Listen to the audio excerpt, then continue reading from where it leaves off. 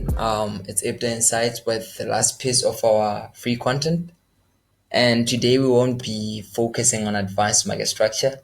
We realized that we have actually spent so much time on it.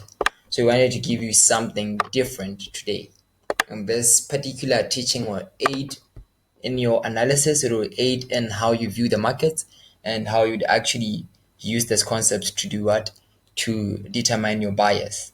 Well, it is not the only concept that you would use. You need to collaborate it with other concepts that we teach in our strategy, but we already have that. So let's get on to it.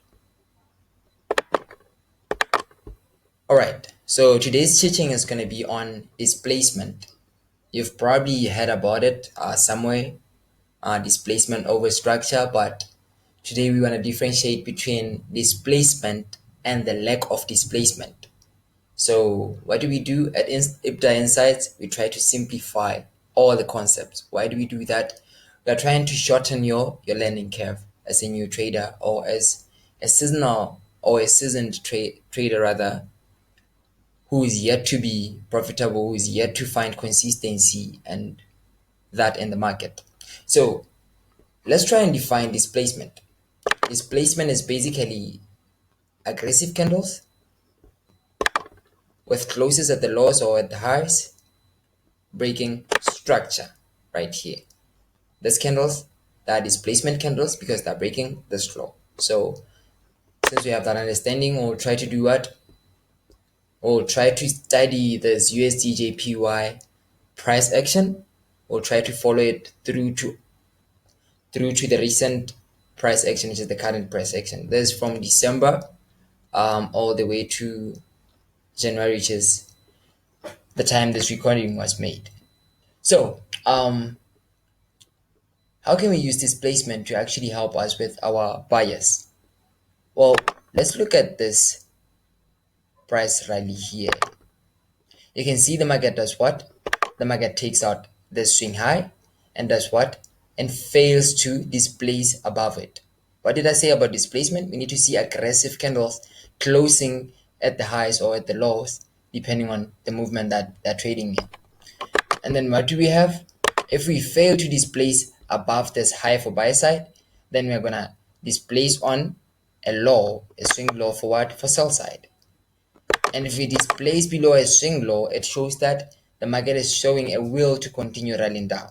So we can see how the market kept on rallying down and then started going back into the range to fill into this fair value gap. And then we have another swing high. Let's try and point out all the possible swing highs and swing lows that we have so we can actually determine our displacement. So we can see the market fails to displace above this high. So where's the next target? Our next target is right here on the swing low. Right here. So you can see the market fails to do what? To displace above this swing low either. So if it does this, then it forms what you call the power of 3. What is the power of 3? It's very simple, but you would need to dig into it. It's there in the strategy. It's accumulation, manipulation to the upside, since it failed on both sides of the market, manipulation to the upside, and then we want to see what? We want to see our distribution to the downside. This is what? There's our power of 3. Accumulation, manipulation, and distribution. So let's keep on tracking price. Price tries to rally above this old high right here. Pardon that, having a problem with my tools. Anyway, we have this swing high right here. We fail to displace above it. And if we fail to displace above this one, where's our next target? It's going to be at the swing low. And we have this swing low, and we have what? We have another swing low lower than this one. We have another swing low right here. So we're going to be bearish up until we see what? Up until we see displacement to the upside. And you can see how the market completely displaces below this low. Can you differentiate between these two aspects? The displacement, the lack of displacement that was seen on the swing high, and the total or complete displacement that is being portrayed on the swing low or that swing low. So you'd still keep that in mind.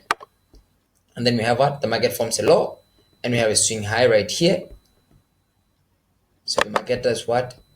It fails to displace into this.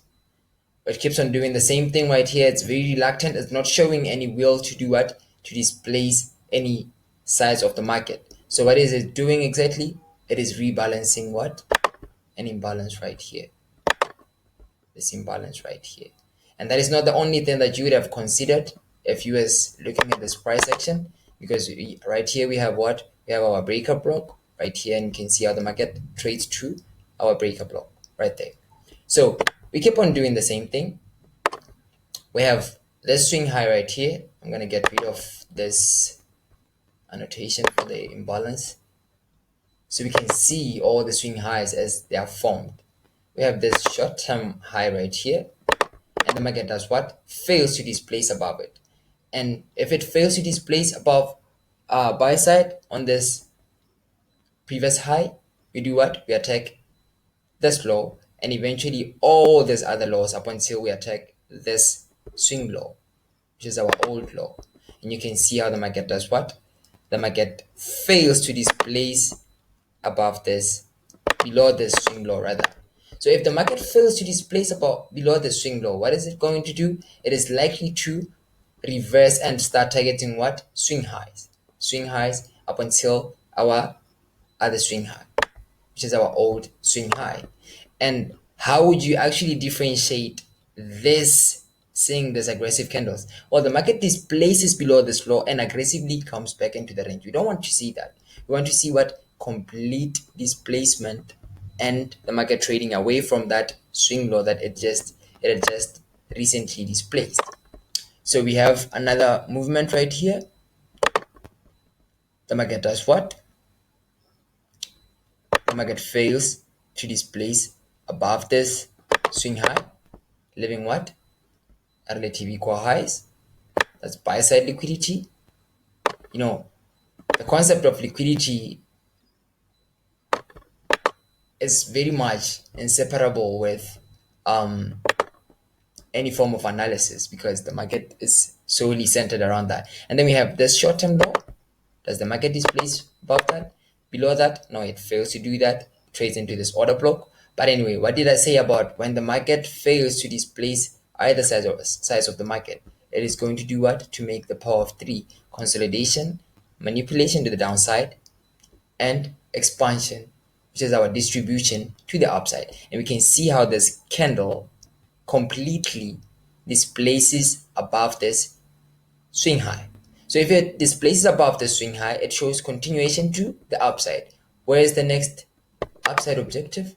We have our old high right there. And you can see when the market gets there, it fails to displace above this old high. If it fails to displace above this old high, we're going to look at what? We're going to look at the most recent swing low, and we have one right here. We want to see if the market displaces below that. Yes, it does. It displaces below the swing low and fails to displace below the swing low. So if it fails, it is going to do what? To attack the swing high. I hope you're following with the concept, because I'm trying to show you how the algorithm actually works and how you take advantage of displacement and the lack of displacement. It failed to displace below the swing low. What is it going to attack? The most recent swing high. And we're going to track it to see if it will displace above that swing high. If it does, then it will be bullish. If it fails, then we're likely to displace below the lows. And we can see the lack of displacement right on the swing high. And right there, we would actually focus our attention toward the swing low right here to see if it will be displaced. If it is displaced, where is our next objective? The swing low, which is our old low. I'm going to do this to the very end, which is to the very current market or price.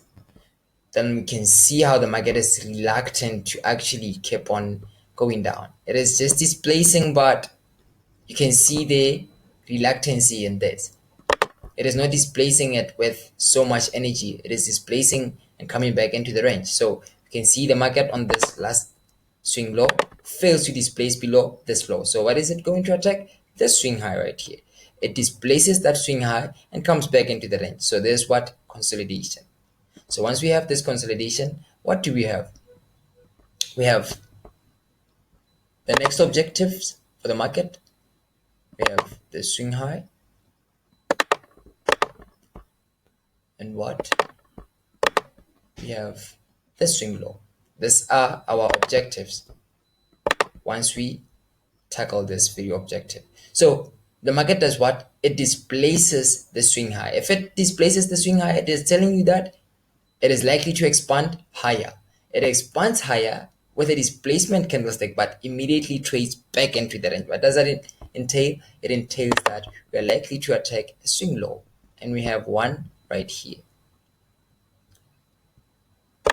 It attacks the swing low, but look at what it does. It fails to displace below that swing low and not even get into this swing low, which was our initial target prior to the run on that swing high. So once we have that, what else do we have? We have this swing high, short-term high right here as our next target, and then we have this swing low as our we have this swing low as our next objective. Well, the market does what? The market fails to displace below this low. What is it likely to do? It is likely to attack that swing high that we had above there. It fails to displace below this low. Sorry about that. And then we have the swing high. And we can see the market displaces below above that swing high and trades back into what? It trades back into the range with this next candlestick. But what do we see again? We see continuation to the upside. So which is the next likely target? If you're a forex trader, you can actually use this to your advantage. We'll be targeting what? We'll be targeting this low. This swing high.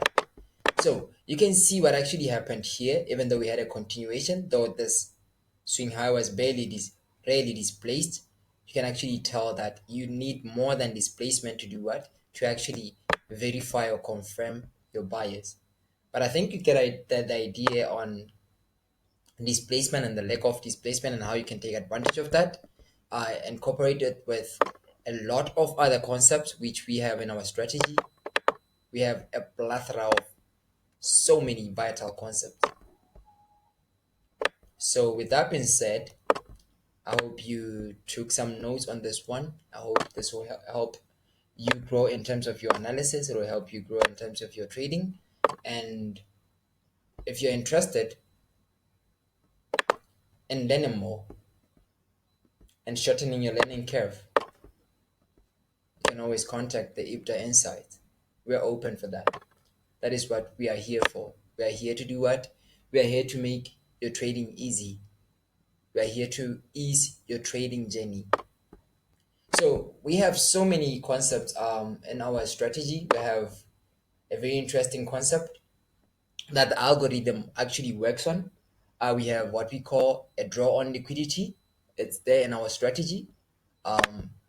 We also have what? We also have how the algorithm works. We have the price and time theory. We have how the synthetic indices algorithm works because it is not influenced by time.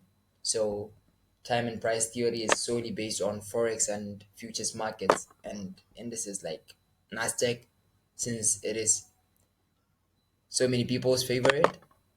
But we have a lot to offer in the strategy. We have a lot to offer in the mentorship for newbie traders.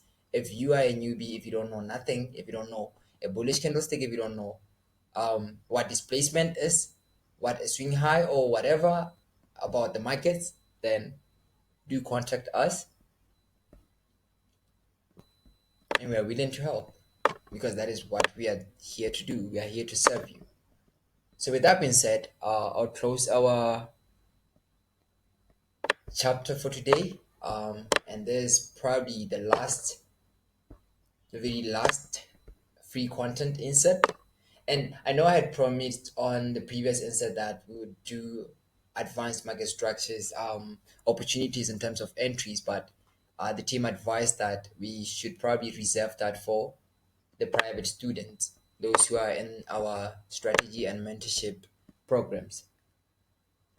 But yeah, we was willing to share, but through the logical